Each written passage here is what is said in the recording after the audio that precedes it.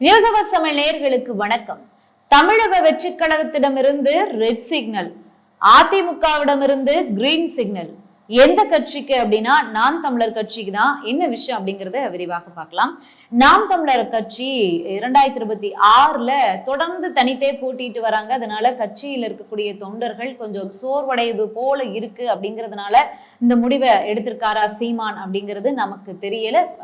பொது வெளியில ஏதாவது அறிவிப்பு வெளியானாதான் தெரியும். ஆனா 2026ல நம்ம ஆட்சியில உட்காரணும், அதாவது ஆட்சியிலனா பொறுப்புகள்ல பதவிகள்ல இருந்தாதான் மக்களுக்கு நம்ம கொடுக்கக்கூடிய வாக்குறுதிகள்ல ஒன்று இரண்டாவது நிறைவேற்ற முடியும் அப்படிங்கிற ஒரு பாதையை தேர்ந்தெடுத்திருக்காங்க அப்படிங்கிற தகவல் தான் கிடைத்திருக்கு. என்ன அப்படின்னா, தொடர்ந்து தனித்து போட்டிட்டு கொண்டு வருகிற நாம் தமிழர் 2026ல கூட்டணி அமைக்க முற்படுறாங்க அப்படிங்கிற ஒரு விஷயம் கிளம்பியிருக்கு. அதே மாதிரி புதிதாக கட்சி துவங்கி இருக்கக்கூடிய தமிழக வெற்றி கழகம், விஜய் அவர்களுடைய தமிழக வெற்றி கழகமும் 2026ல தனித்து போட்டியிடுவதை விட கூட்டணி அமைச்சு போட்டியிட்டா ஒரு பலம் கிடைக்கும், ஒரு குறிப்பிட்ட சதவீதம் வெற்றி பெறலாம் அப்படிங்கிறதுல அவங்களும் உறுதியாக இருப்பதாக ஒரு தகவல் வெளியாகி இருக்கு. முன்னாடி விஜய் அதிமுகவோடு கூட்டணி அமைத்து போய்விடலாம் அப்படிங்கிற ஒரு ஐடியால இருந்ததாகவும், பிறகு நம்ம முன்னாடியே பேசியிருக்கோம், காங்கிரஸோடு முயற்சி மேற்கொண்டார் அப்படிங்கிற தகவல்லாம் இருக்கு. இப்ப வரைக்கும் அந்த முயற்சியில இருக்கிறது. சோ நமக்கு 2026க்கு இன்னும் எவ்வளவு காலம் இருக்கு அப்படிங்கும் போது தேர்தல் அறிவிப்புக்கு, அதாவது வேட்பாளர் அறிவிக்கிறதுக்கு முன்னாடி கூட எல்லாமே மாறும் அப்படிங்கிறதுனால நமக்கு உறுதிப்பட எதுவும் சொல்ல முடியாது. இப்போ நடந்துகிட்டு இருக்கக்கூடிய அரசியல் நிகழ்வுகள், சந்திப்புகளை பத்தி தான் நம்ம இந்த நிகழ்ச்சியில பேசுறோம்.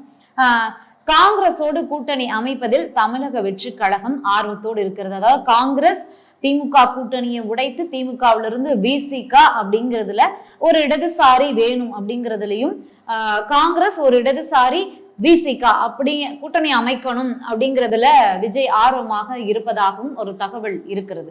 இதுக்கு இன்னொரு புறம் என்ன அப்படின்னா, நாம் தமிழர் கட்சியினுடைய சீமான், தலைமை ஒருங்கிணைப்பாளர் சீமான் ஆரம்பத்துல ஒரு 5-6 வருடங்கள் இல்ல 10 வருடங்கள் முன்பாக விஜய் அவர்கள் அரசியலுக்கு வரதை பத்தி உங்களுடைய கருத்து என்ன அப்படின்னா, ரஜினிகாந்த் கமலஹாசன் அடிக்கிற அடியில விஜய்லாம் அரசியலுக்கு வந்துடவே கூடாது அப்படிங்கிறது தான் அவருடைய கருத்தாக இருந்தது. நடிகனாக இருக்கிறது மட்டுமே அரசியல் தலைவனுக்கு ஒரு தகுதியாக்கி விடுமா அப்படிங்கிறதுலாம் அவருடைய கருத்தாக இருந்தது. அவருடைய கருத்துல நியாயம் இருக்கதான் செய்து. மக்களுக்காக போராட்டம் நடத்தினாங்களா, மக்களுக்காக கொடிபிடித்தார்களா, மக்களுடைய பிரச்சனைகளுக்கு குரல் கொடுத்தாங்களா, மக்களோடு தோளாக நின்றார்களா அப்படிங்கிற விஷயத்தையெல்லாம் அவர் பல இடங்கள்ல கேள்வி எழுப்பியிருக்காரு.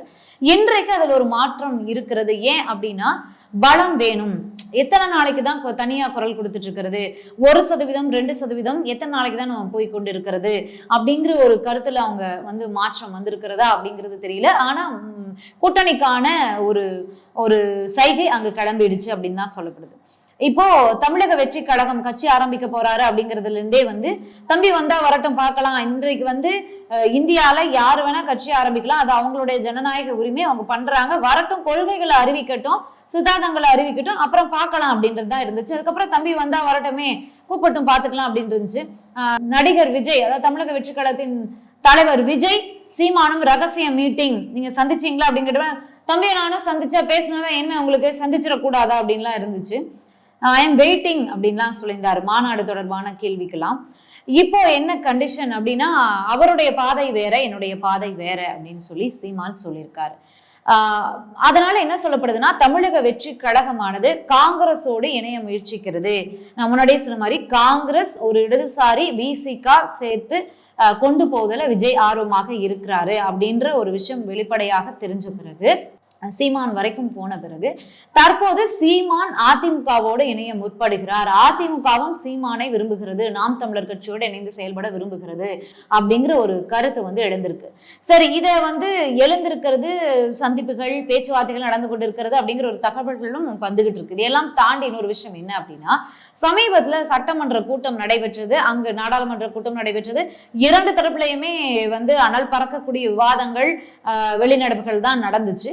அந்த வகையில சட்டமன்றத்துல கருப்பு உடை அணிந்து கொண்டு கிட்டத்தட்ட 70 மரணங்களுக்கு மேல நடந்த இந்த கள்ளக்குறிச்சி கள்ளச்சாராய மரணங்கள் தொடர்பாக சிபிஐ விசாரணை வேண்டும், ஒரு விவாதத்துக்கு எடுத்துக்கொள்ளணும், தனியாக விவாதம் நடத்தணும் அப்படின்னு எதிர்கட்சியான அதிமுக வலியுறுத்தி கருப்பு சட்டையில சட்டமன்றத்துக்கு போனாங்க. அவங்க குரல் கொடுத்தாங்க. இதை சபாநாயகர் ஏற்றுக்கொள்ளல. அவங்க வெளிநடப்பு பண்ணாங்க. அப்புறம் வெளியில அப்புறப்படுத்தப்பட்டாங்க.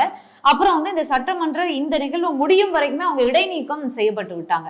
அந்த இடைநீக்கத்திற்கு பிறகு அதிமுக பொதுச் செயலாளர் எடப்பாடி பழனிசாமி தலைமையில உண்ணாவிரத போராட்டம் மேற்கொண்டாங்க இங்க சென்னையில. இந்த உண்ணாவிரத போராட்டத்திற்கு சீமான் அவர்கள் ஆதரவை கொடுத்திருந்தாரு. பொருளாளர் உட்பட நாம் தமிழரின் மூத்த நிர்வாகிகள் சிலரோடு அங்க நேரடியாகவே போய் உண்ணாவிரதத்துல வந்து ஆதரவை கொடுத்திருந்தாங்க. அதற்கு முன்பாகவே ஒரு விஷயம் நடைபெற்றது. என்ன அப்படின்னா, இடைத்தேர்தல், விக்கிரவாண்டி இடைத்தேர்தல் நடைபெற இருக்கு இல்லையா, இந்த பிரச்சாரத்துல நாம் தமிழரின் தலைமை ஒருங்கிணைப்பாளர் சீமான் என்ன சொல்லியிருந்தார் அப்படின்னா, அதிமுகவும் தேமுதிகவும் விக்கிரவாண்டி இடைத்தேர்தலை புறக்கணித்திருக்கிறது. இந்த தேர்தல் புறக்கணிப்பு என்பது திமுகவிற்கு சாதகமாக தான் இருக்கும். அதிமுகவினுடைய வாக்குகள் திமுகவு தான் போய் விடும்.